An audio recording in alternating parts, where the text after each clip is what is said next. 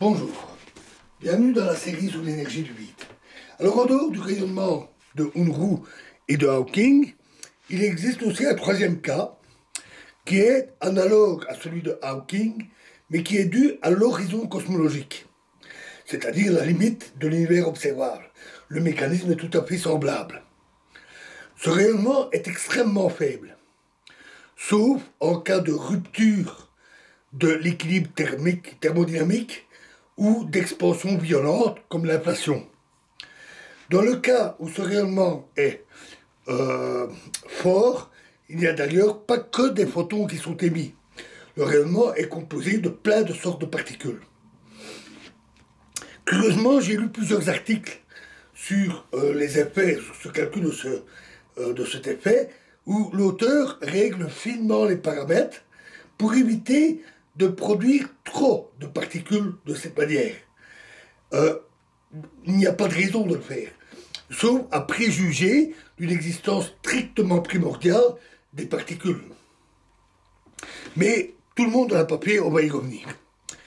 Alors, quel est l'effet de ce rayonnement sur l'espace-temps? L'univers entier, ici, pas un trou noir. C'est ici, malheureusement, que la gravité quantique semi-classique aurait été bien utile. Malheureusement, elle n'est pas consistante. Il faudrait mener des calculs complets, ce que je n'ai pas encore fait. Mais on peut tenter une réflexion intuitive, mais assez spéculative. S'il y a création d'un flux de particules, il y a alors production d'énergie, comme l'énergie émise par le rayonnement de Hawking. Celle-ci étant une quantité conservée, elle doit venir de quelque part. Ici, c'est pas un trou noir, donc d'où vient cette énergie? Et ça ne peut être que de l'énergie du champ gravitationnel lui-même. Celui-ci doit donc baisser et donc implique une diminution de la courbure de l'espace-temps, pas l'espace seul, bien entendu. Alors, vu la faiblesse de ce rayonnement, l'effet est extrêmement faible. Toutefois, diminuer cette courbure, c'est un peu comme appuyer sur une pelure d'orange pour l'aplatir. Cela a la force à s'étendre. Si on a une coquille comme ceci et qu'on appuie dessus pour l'aplatir, elle s'aplatit, mais elle s'étend aussi. Et donc implique une expansion. L'effet est infime, mais cumulé sur des milliards d'années-lumière, comme si on avait des milliards de pelures d'orange, alors il peut devenir important. L'idée alors est que l'accélération de l'expansion serait due à ça.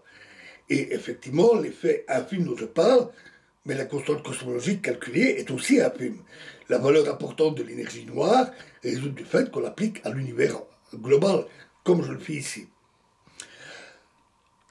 L'effet local infime est d'ailleurs donc à comparer à la valeur minuscule de la constante cosmologique, dont les effets sont indétectables à l'échelle, par exemple, du système solaire.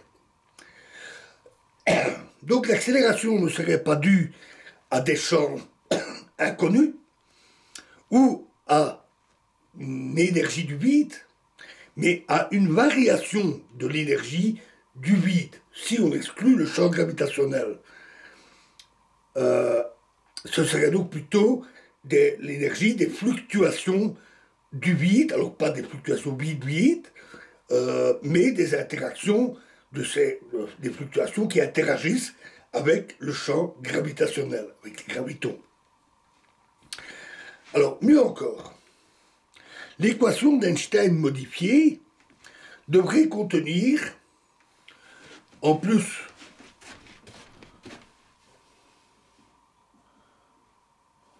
du tenseur énergie impulsion de la matière déjà présente, devrait contenir un tenseur du flux de rayonnement qui est produit, qui est alors présent, plus un terme qui conduit à la diminution de la courbure. C'est le terme le plus difficile à intuiter, calculer, en l'absence de la gravité quantique semi-classique. Or, les effets des deux ajouts sont antagonistes, opposés. La modification de la courbure tend à diminuer la courbure, comme on vient de le décrire, et le rayonnement créé, qui a une certaine énergie, tend à augmenter la courbure. La solution de l'équation, avec des termes qui s'opposent, sera alors une oscillation. Une association amortie, parce que, avec l'expansion, la courbure moyenne de l'espace-temps diminue au cours du temps, ce qui implique une diminution de l'effet, et donc du rayonnement qui est produit, qui a pu être très important lors de l'inflation, par exemple, mais très faible maintenant. On peut alors imaginer, alors ça c'est la pure intuition, une évolution comme suit. Alors le dessin n'est pas du tout à l'échelle. On a le temps qui s'écoule, T0 l'instant aujourd'hui, 0, et la valeur de l'accélération. On aura alors une pointe énorme, suivie d'une accélération plus modérée. Ça, ce serait l'inflation, et ceci, l'accélération actuelle de l'expansion. Au début, l'espace-temps est extrêmement comprimé, petit, il ne contient même pas de particules, mais juste un champ gravitationnel très compact, extrêmement énergétique. Il produit alors, à cause du terme ici, une violente oscillation, une expansion extrême, l'inflation, qui entraîne la production d'un rayonnement de particules extrêmement intense, qui crée toute la matière de l'univers, et le terme ici, à ce moment-là, provoque une chute de cette oscillation et arrête l'inflation. À noter que j'ai dit que la plupart des auteurs essayaient de minimiser la production de ces particules lors de l'inflation. Ce n'est pas toujours le cas.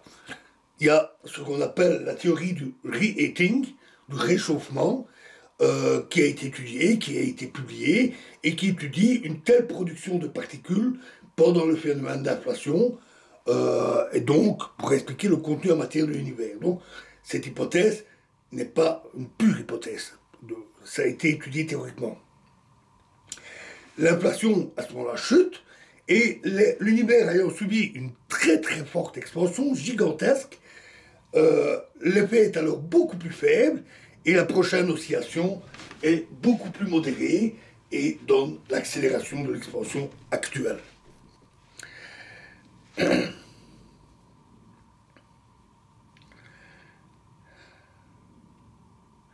Alors, il y a encore un effet supplémentaire.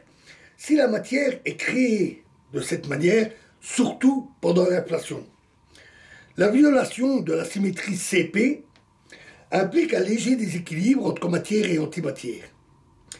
Et donc, le rayonnement produit peut avoir un léger déséquilibre entre matière et antimatière.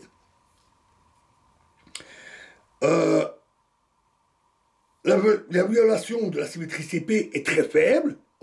Elle existe et elle est validée par la théorie et les expériences sur les particules. Cela produirait un déséquilibre aussi très faible. Et ça pourrait être une violation aussi faible que une part par milliard, c'est-à-dire 1 milliard une particule produite pour 1 milliard d'antiparticules. Et c'est ce chiffre d'ailleurs, c'est pour ça que je cite, qui est déduit de la cosmologie pour expliquer les valeurs obtenues par la nucléosynthèse primordiale. Là aussi, ce calcul reste à faire, bien que cette fois, c'est avec une théorie valable. C'est la théorie quantique des champs en espace-temps court, pas besoin de gravité quantique semi-classique. Il suffit de calculer les rayonnements produits avec violation CP. Le seul problème, c'est que ce calcul est extrêmement difficile. En général, quand on voit les calculs sur le rayonnement de Hawking ou autre, on utilise un champ simple, comme par exemple le champ électromagnétique pour les photons, ou même souvent un simple champ scalaire. Mais bon, ce calcul est réalisable. Alors l'ensemble de ces hypothèses et ce scénario sont assez élégants et expliquent beaucoup de choses. Donc c'est intéressant. Mais ça reste une hypothèse très intuitive et il faudra réaliser les calculs que j'ai cités et comparer la seule chose qui nous est actuellement accessible, la courbe de l'accélération de l'expansion ici, calculée avec des mesures beaucoup plus fines. Donc même si elle ressemble à celles que j'avais montrées par les observations de l'évolution de l'accélération au cours du temps, ce n'est qu'une ressemblance et il faudrait des mesures beaucoup plus fines pour pouvoir comparer aux résultats des calculs. C'est pas pour tout de suite.